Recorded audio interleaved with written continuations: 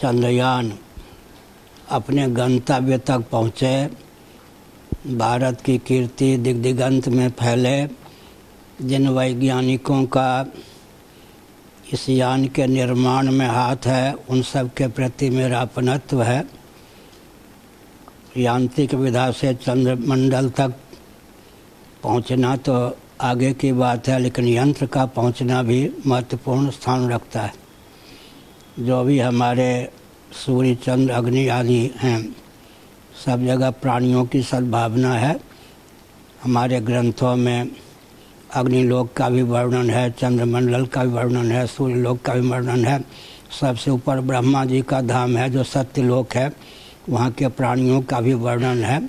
अतः चंद्रमंडल तक यान पहुँचे, हमारी भावना है भारत को सफलता का श्रेय प्राप्त हो।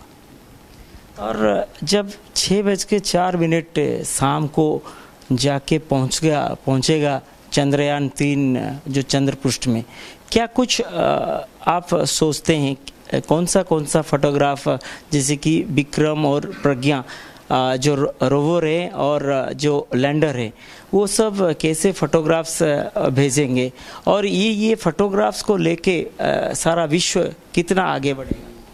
वायु पुराण में चंद्रमंडल का विस्तार पूर्वक वर्णन है। वैज्ञानिकों को पुराण के आधार पर चंद्रमंडल की रूपरेखा का ज्ञान प्राप्त करना चाहिए। वहाँ कौन कौन सी सामग्री है यह विचार करना चाहिए, और चंद्रयान जो पहुँचेगा उसके चित्र पर तो ध्यान केंद्रित करना ही चाहिए। साथ ही साथ मैं कहना यह चाहता हूँ कि पुण्य के प्रभाव से देहत्याग के बाद जिन लोकों में जाना संभव है, अगर यंत्र वहाँ पहुँचता है या यांत्रिक विधा से कोई व्यक्ति पहुँचता है, तब वहाँ की दिव्यता तिरोहित ही रहती है। ये सब चंद्रलोक में जितने भी फोटोग्राफ्स आएगा, जितने भी स्टडी होगा, ये विश्व को कितना आगे ले सकता है, ये आपका सोच क्या है?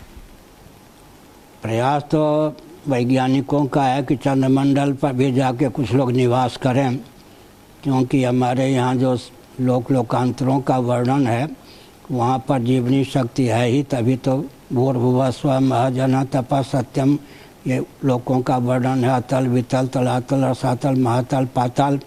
लेकिन वहाँ की जीवनी शक्ति कैसी है? वहाँ के लोक में जो निसर्ग सिद्ध रहते हैं या पुण्य के प्रभाव से जाते हैं, वहीं जिनका जन्म हुआ है, वहाँ का वायुमंडल उनके अनुकूल है, उसकी सहिष्णुता उनके जीवन में हो सकती है।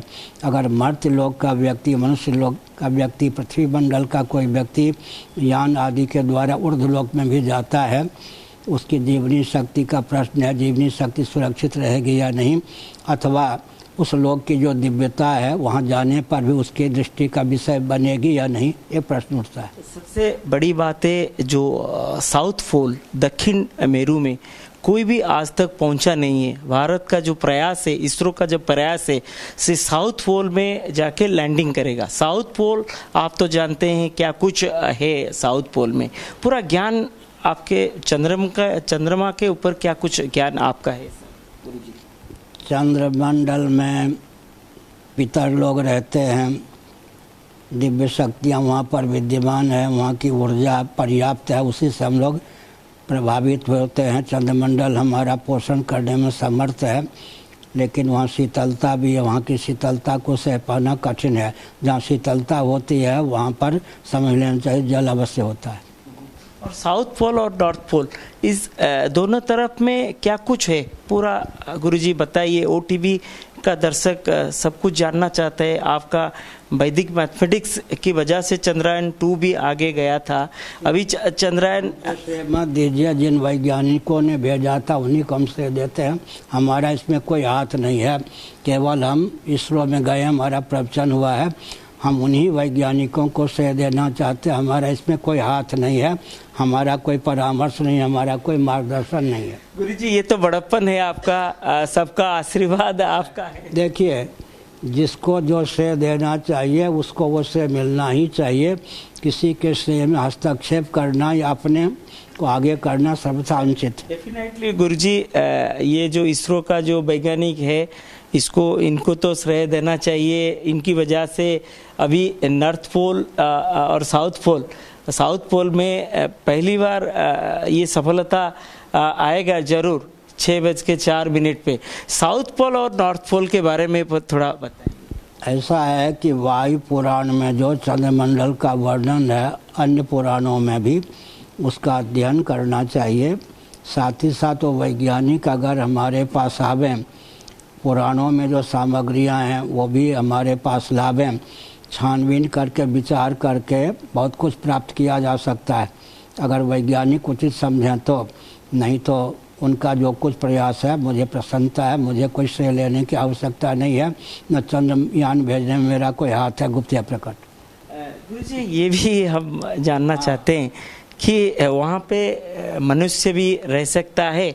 ये स्टडी जो आगे जाएगा, ये कैसे पूरा आगे तक जाएगा ये स्टडी, ये जो चंद्रयान 3 सफलता से अवतरण होगा उसके बाद? अगर मनुष्य जाएगा पुण्य के प्रभाव से नहीं, यांत्रिक विधा से, तो चंद्रमा का जो मौलिक स्वरूप है, दिव्य स्वरूप है, वो तिरोहित रहेगा। और शेष में देह त्याग के बाद पुण्य के प्रभाव से जो चंद्रमंडल में जाते हैं, वहाँ का दिव्य शरीर उनको प्राप्त होता है, द्रव्य सूक्ष्म विपाकात्मक। अगर कोई यांत्रिक विधा से कोई चंद्रमंडल पर पहुँच भी जाए तो अभी चंद्रमा का जो मौलिक दिव्य स्वरूप है उसकी दृष्टि का विषय नहीं बन सकता है। गुरुजी, आप भी वो 6:04 को देख रहे हैं, शाम को कैसे सफलता से चंद्र पृष्ठ में अवतरण करेगा हमारा लैंडर और रोवर। हमारी भावना है कि सफलता मिले, वैज्ञानिकों को से मिले, भारत का नाम विश्व में ख्याति प्राप्त हो। हमारे प्रधानमंत्री आदि जिन्होंने वैज्ञानिकों को प्रोत्साहन दिया, तदनुकूल धन जुटाया, उनको भी धन्यवाद है।